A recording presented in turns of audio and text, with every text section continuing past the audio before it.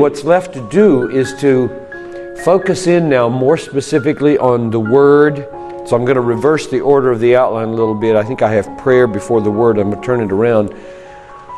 The role of the Word more specifically in communion with God, and the role of prayer more specifically. So it's really more of the same, only getting down to the brass tacks of particular texts, and then we'll shift over to fasting toward the latter part.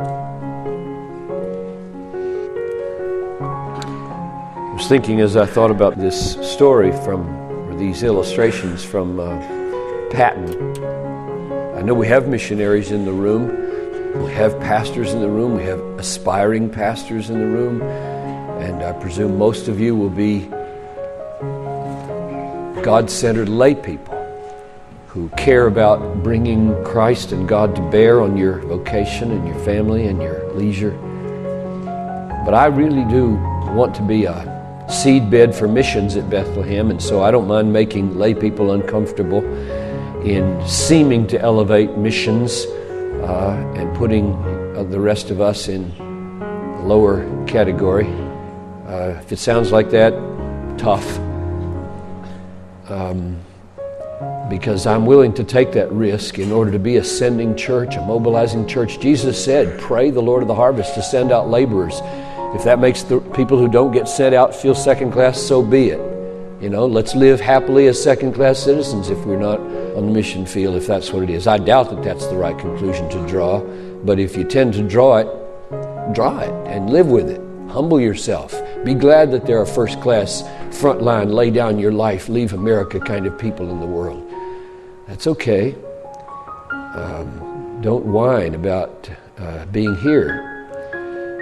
So, I do hope that what happens in these sessions is that people will learn how to know God so intimately and commune with Him so personally and feed themselves so consistently and pray back to God so effectually that when they're cut off from this church, which feels life-giving to a lot of people on Sunday morning, when they can't do that anymore and for 2, 3, 4, 5 years they're on their own before they can get a taste of it again, they survive and they thrive because God's there. So Patton did that.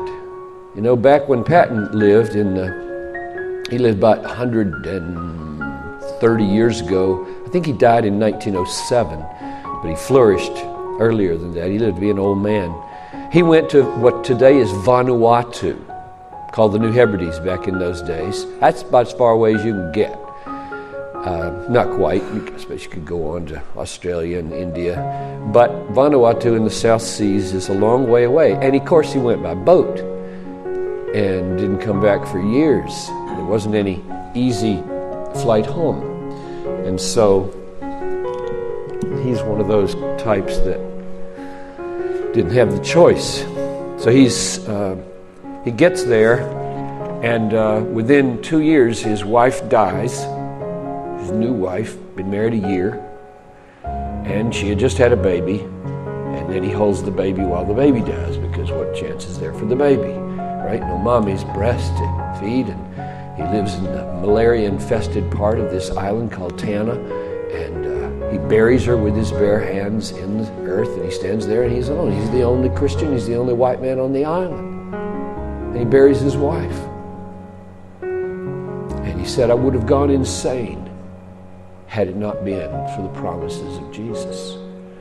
So something had happened to him. He served for 10 years in Glasgow as a city missionary, learned how to love people, learned how to lay down his life for city folks at home, and then God called him. He heard the missionary challenge waved in that little Scottish Reformed denomination, and nobody was volunteering, and tears were streaming down his face. He said, I can't believe nobody's volunteering. I've poured out my life here in Glasgow for these poor people, and he's raised up hundreds of them that come to these Bible studies, and this is easy compared to Tanna.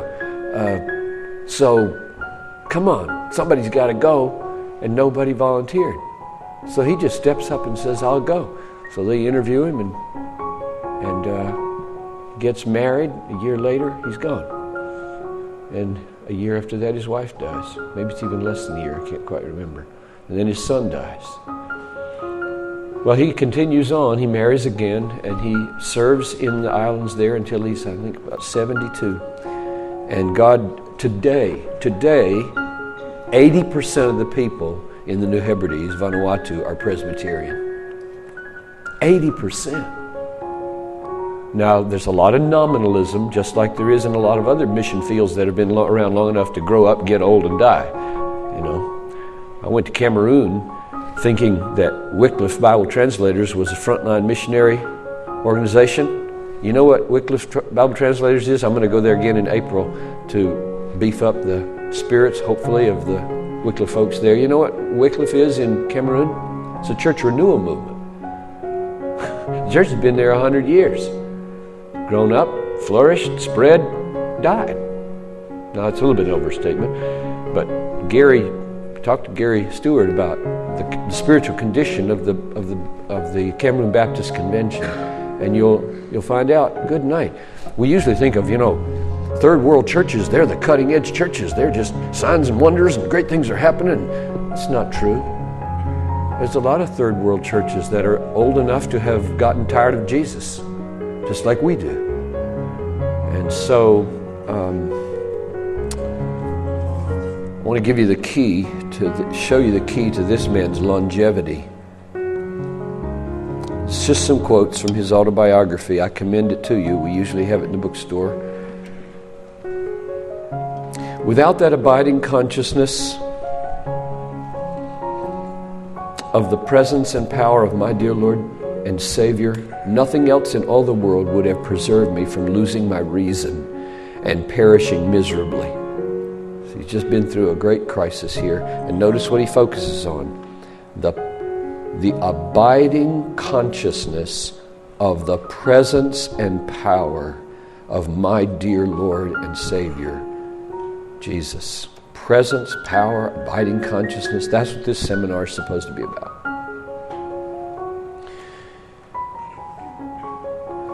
In his words, "Lo, I am with you always, even to the end of the world," became to me so real that it would not have startled me to behold him as Stephen did, gazing down upon the scene. I felt his supporting power. It is the sober truth, and it comes back to me sweetly after 20 years, that I had my nearest and dearest glimpses of the face and smiles of my blessed Lord in those dread moments when musket, club, or spear was being leveled at my life. Oh, the bliss of living and enduring as seeing him who is invisible. I put in a footnote here, and you can't read this, it's probably too small, but when it says muskets and clubs and spears were being leveled at his life, the muskets had been given to these native folk by very evil white traders who got them into all kinds of trouble and made the missionary life very hard. But we're trying to get rich off these folks. He said, my constant custom was, in order to prevent war, to run right in between the contending parties. My faith enabled me to grasp and realize the promise, "Lo, I'm with you always." In Jesus, I felt invulnerable and immortal so long as I was doing his work. And I can truly say that these were the moments when I felt my Savior to be most truly and sensibly present, inspiring and empowering me. So he was a crazy man at times. He read stories of what he did in putting himself between two warring divisions. It was amazing. One more quote. The situation here is that after about 4 years there, he's being driven off the island. And, it's not easy to know when to flee and when to stay. Our missionaries are facing this more and more these days. When to flee, when to stay. Paul did both. Sometimes he fled. He ran out of... And so how do you decide when to stay in a crisis where your life is in jeopardy and when to go? And there's no rule. I don't know any rule. You say, now I got 3 little points here. Do these 3 points get fulfilled? Then I'll stay. And these don't. There's just a sense, I guess, for some people, this is the time to risk your life. And another time you say, no, this is not the time to risk your life to that degree. And so I think we need to be very patient with people who stay and risk their lives and their children's lives and not criticize them. That's very biblical. And be patient and understanding with those who don't, because there's a time for that. So here he is now. He's being driven off the island. He's being taken by night by a chief who promises to get him safely through the warring factions to a port where the boat is to show up in a day or two. And he doesn't know whether he can trust this chief or not. And the chief says to hide in a tree. And who knows, maybe they're setting it up just to burn the tree and sacrifice him or whatever. He has no choice. I sat there among the branches, as safe in the arms of Jesus.